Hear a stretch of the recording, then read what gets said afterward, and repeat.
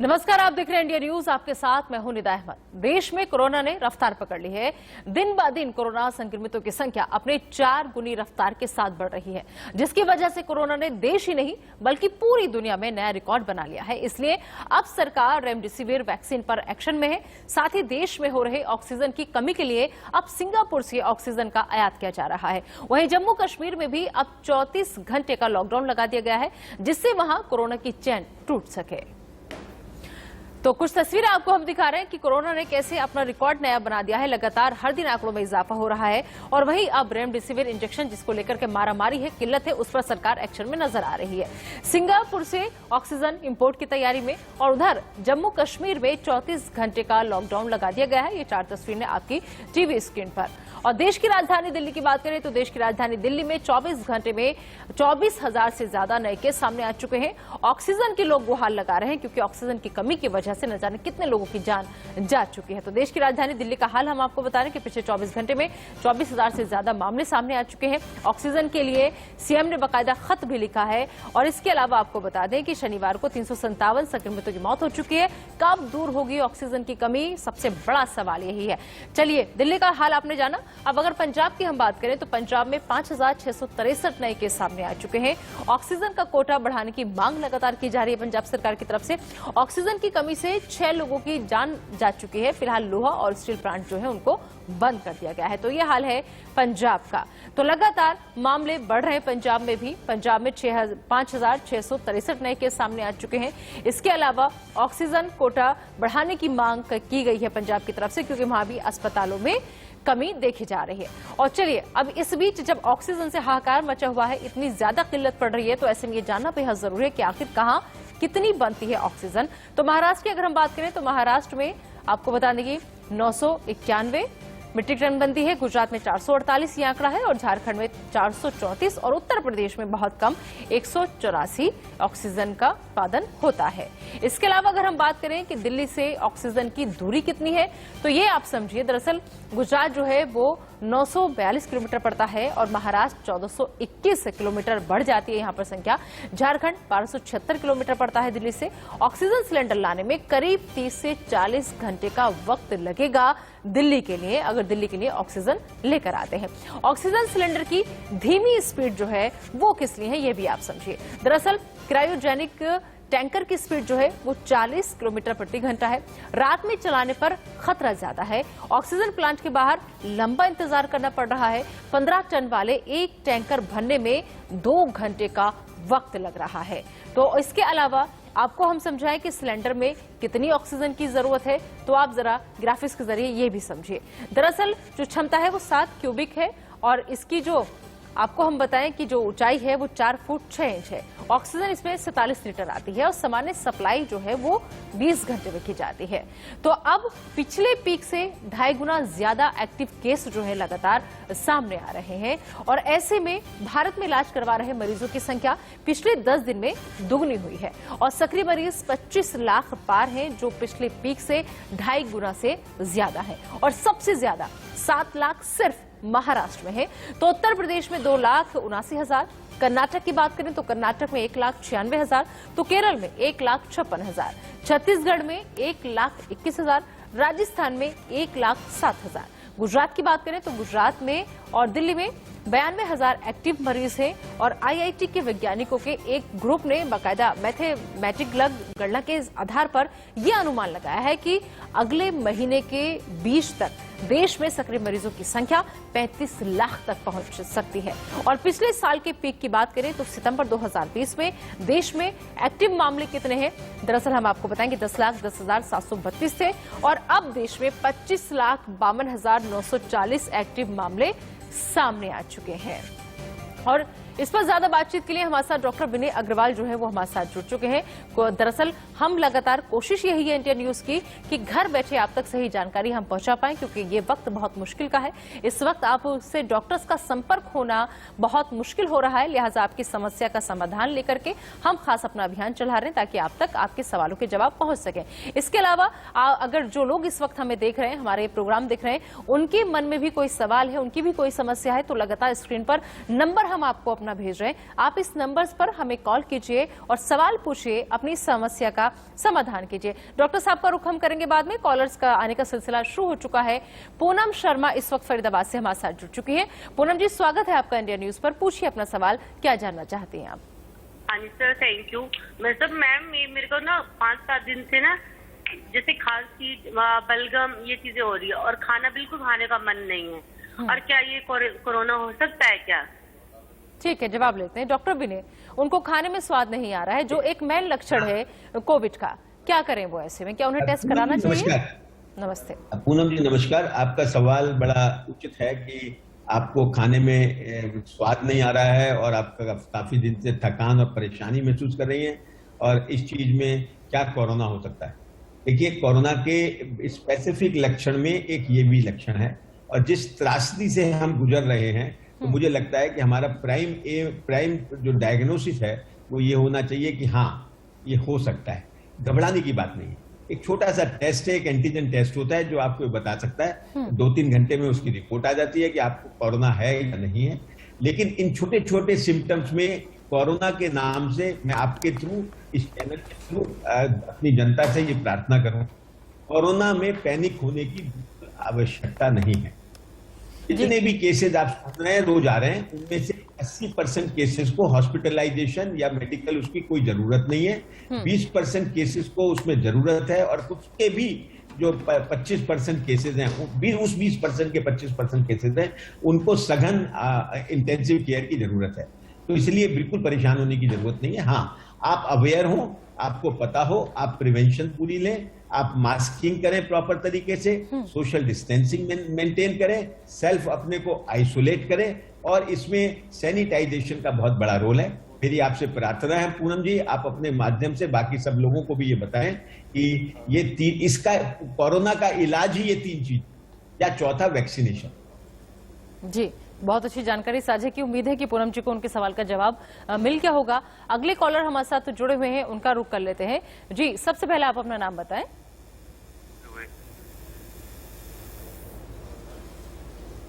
जी राकेश जी, आप तक आवाज पहुंच रही है? अगर आवाज पहुंच रही है तो अपना सवाल पूछें। मैडम, मैं कोविड पेशेंट पॉजिटिव हूँ। 15 दिन हो गए हैं। अब दवाई बंद कर दें कि चालू कर दें? नहीं, तो आपने दोबारा टेस्ट कराया कि आपकी नेगेटिव रिपोर्ट आई कि नहीं? अभी 15 दिन हो गए, अभी नहीं करवाई है। तो सर, तब तक तो आपको मेडिसिन लेनी ही पड़ेगी। क्यों डॉक्टर विनय? हाँ, मैं एक बार दोबारा से अपना सवाल करेंगे? जी, उनका सवाल यह है कि वो कोविड पॉजिटिव है, लेकिन 15 दिन हो गए हैं और उन्होंने दोबारा टेस्ट कराया भी नहीं है, तो क्या वो मेडिसिन लेना बंद कर दें?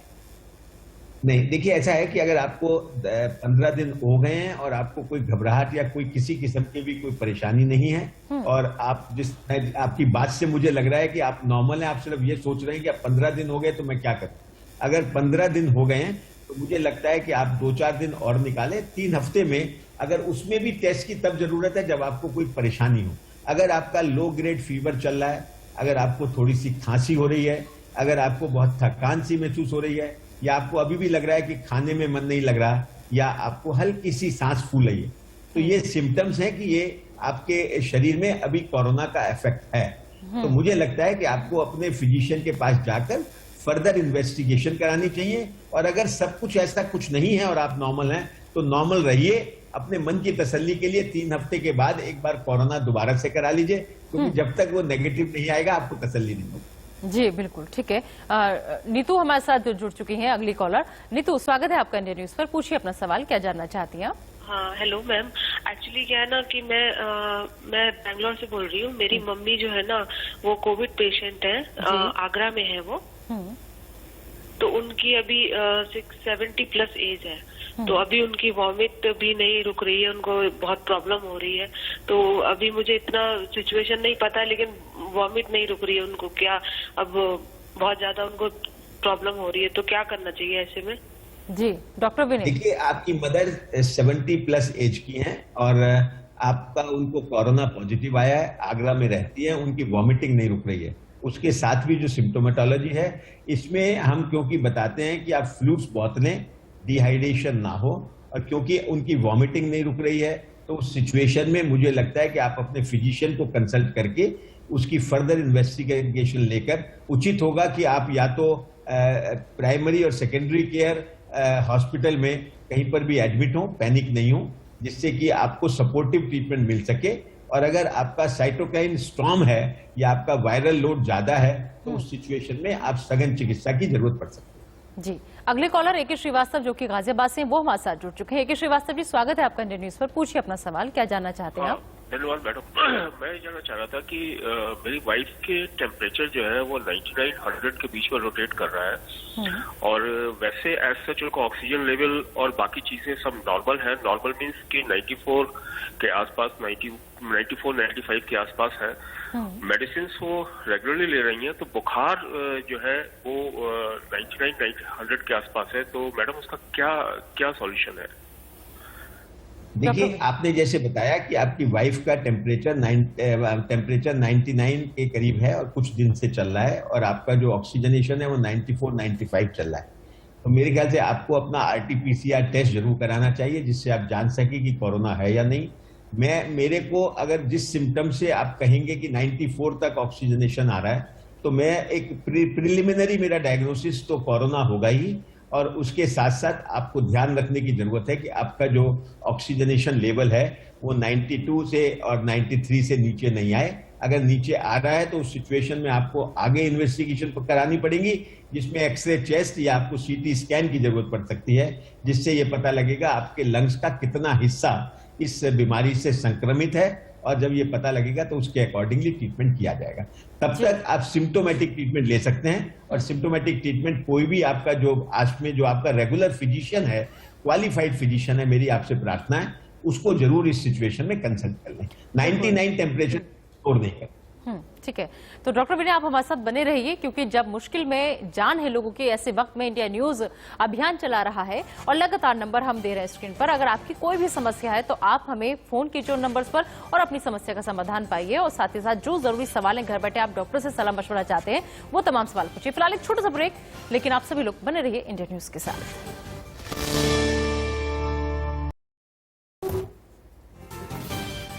नमस्कार, आप देख रहे हैं न्यूज, आपके साथ मैं हूं निदा अहमद। दिल्ली के कई अस्पतालों में इस वक्त ऑक्सीजन की कमी से लोग जूझ रहे हैं। LNJP अस्पताल में खत्म होने की कगार पर ऑक्सीजन पहुंच चुकी है। LNJP अस्पताल में सिर्फ 2 घंटे की ऑक्सीजन बची है।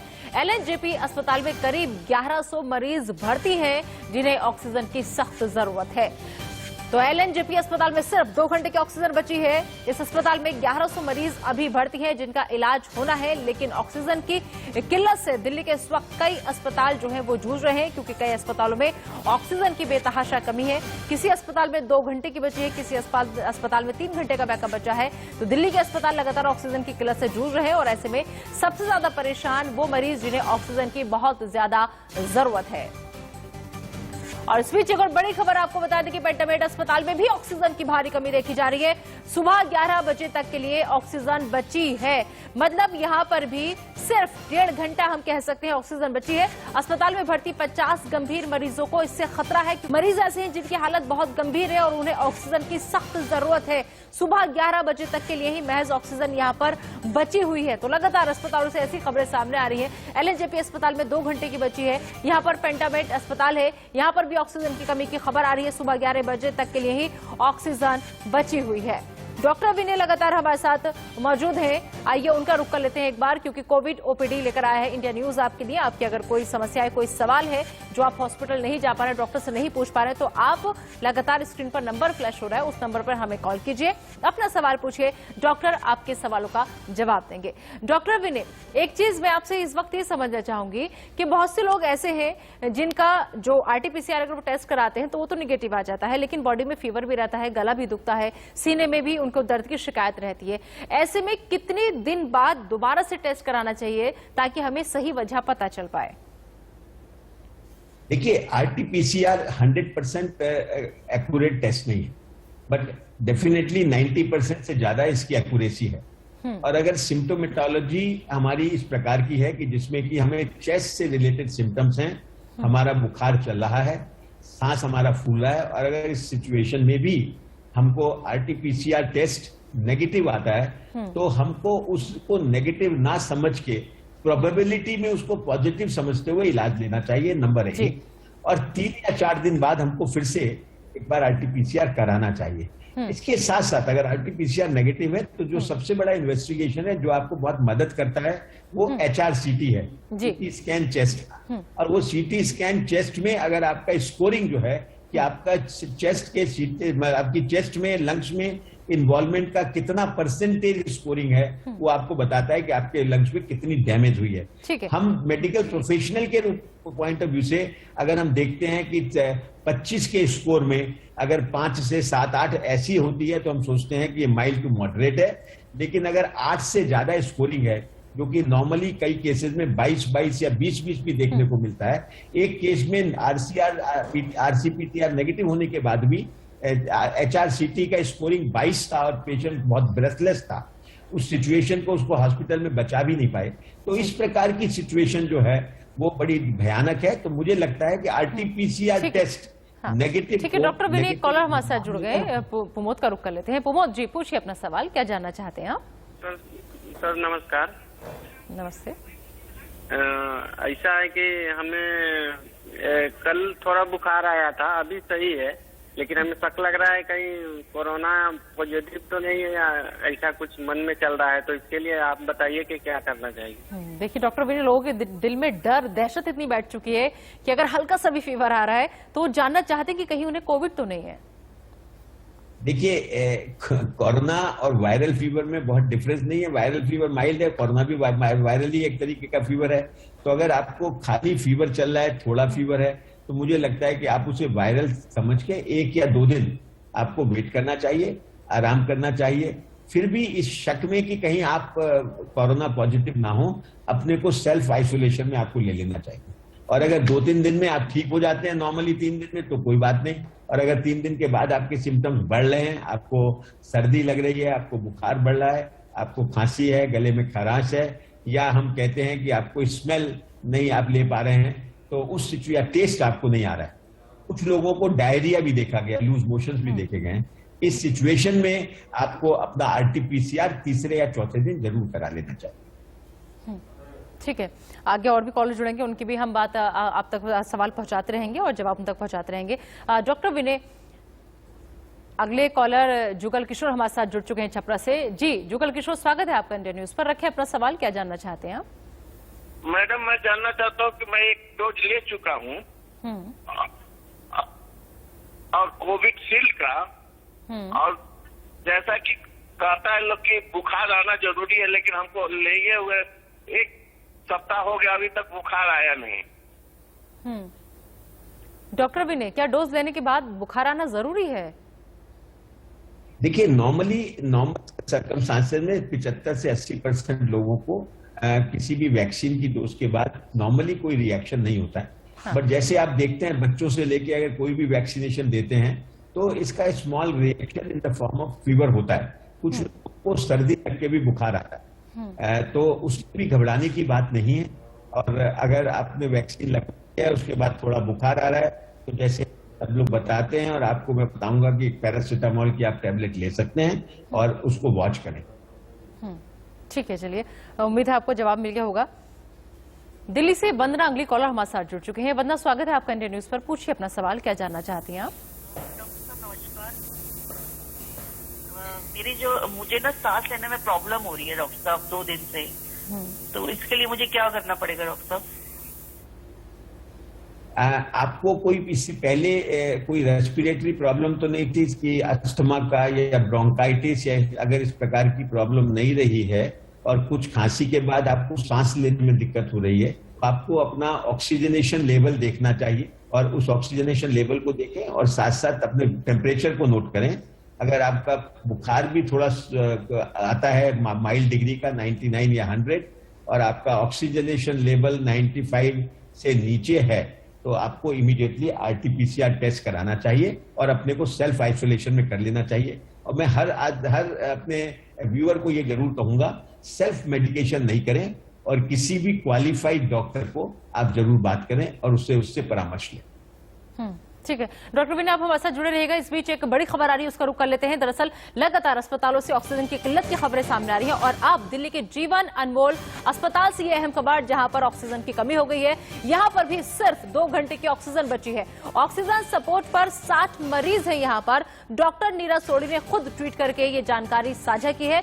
तो आप सोचिए जरा, इतने मरीज जब जिन्हें ऑक्सीजन की बहुत ज्यादा जरूरत है, लेकिन ऐसे वक्त में दिल्ली के जीवन अनमोल अस्पताल में ऑक्सीजन की भारी कमी। और अगले कॉलर हमारे साथ संतोष छत्तीसगढ़ से जुड़ चुके हैं। संतोष, स्वागत है आपका इंडिया न्यूज पर। रखें अपना सवाल, पूछें क्या जानना चाहते हैं। Hello madam. संतोष, आप तक आवाज पहुंच रही है?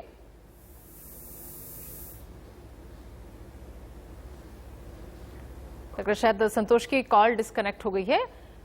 संतोष, आप हमें दोबारा फोन लगाइए अगर आप अभी इस वक्त हमारा शो देख रहे हैं तो।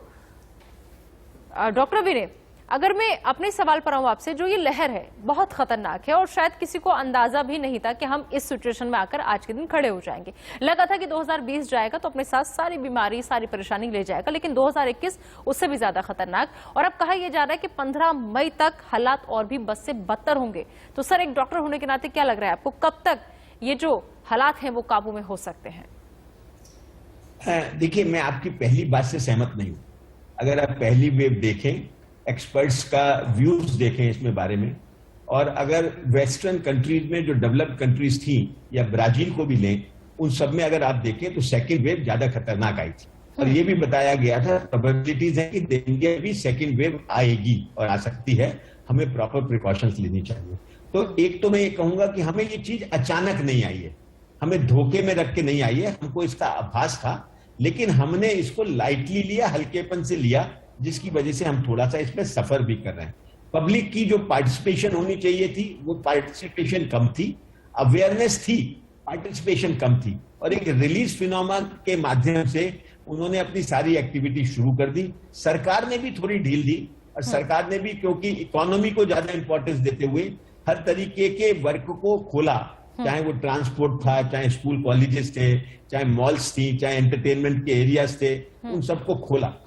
मैं उसमें डिबेट नहीं करूंगा कि क्या जरूरी था या नहीं जरूरी था, लेकिन हम अचानक से ये नहीं आए। और ये बात आपकी ठीक है कि 15 मई तक ये एक्सपेक्ट किया जा रहा है कि ये सारी की सारी सिचुएशन खराब होगी।